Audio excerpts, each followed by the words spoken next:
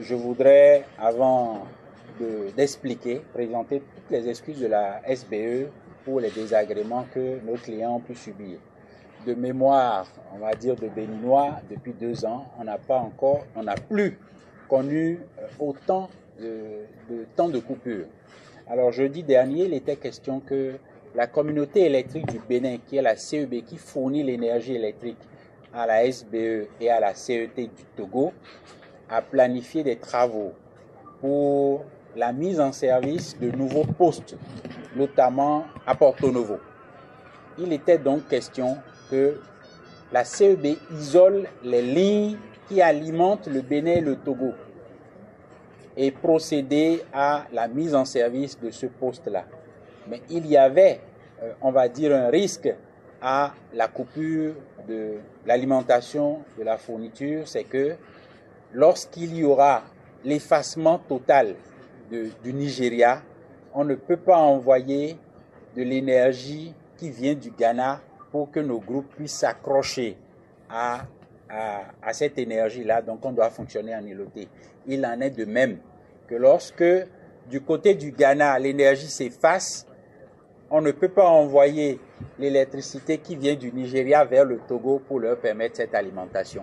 Donc c'était un risque connu et nous avons donc donné notre accord pour que la CEB puisse faire ces travaux-là.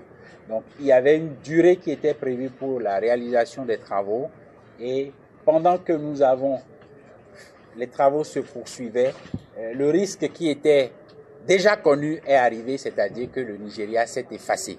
Donc il y a eu une première phase pendant les travaux et pendant qu'on finissait donc ces travaux et qu'on devait remettre l'alimentation aux clients, le Nigeria s'est effacé. Nous avons alors déclenché le processus de prise de la charge et d'alimentation de la clientèle à partir des groupes électrogènes qui ont été loués et qui sont disponibles sur le territoire national. Donc le protocole de reprise a pris plus de temps que prévu parce que une fois qu'ils ont déclenché le processus et qu'ils ont alimenté les clients, il y a eu un dysfonctionnement d'un disjoncteur ici à Maria Gleta qui est dans les installations de Agreco qui a refusé de fermer alors que d'habitude ça se ferme.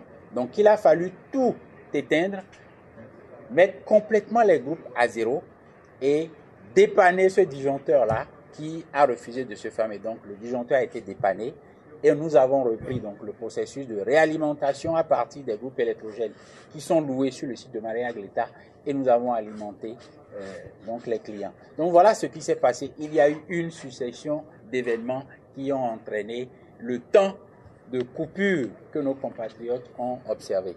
Donc voilà, je tenais à expliquer à la clientèle que c'est ce qui s'était passé et que la SBE n'a pas du tout baissé les bras. Ce n'est pas le délestage qui est revenu. La preuve, c'est que vous avez pu comprendre que à partir de 18h ou 19h, quand on a réalimenté, il n'y a plus de coupure au niveau du Bénin. Il reste quelques coupures sectorielles. Le ministre de l'Énergie l'a dit tout à l'heure que les réseaux sont vétustes dans certaines zones. Vous avez pu remarquer par exemple qu'au niveau du quartier Jacques, c'est la mer. Tout le long de la plage, il y a des travaux que nous avons entamés aujourd'hui pour remplacer certains équipements qui sont complètement, on va dire, vétustes et qui ont subi l'avarie de l'embrun marin. Donc nous faisons des programmations, nous remplaçons un certain nombre d'équipements au fur et à mesure pour que la qualité de service que la SBE offre puisse rester à ce même niveau-là.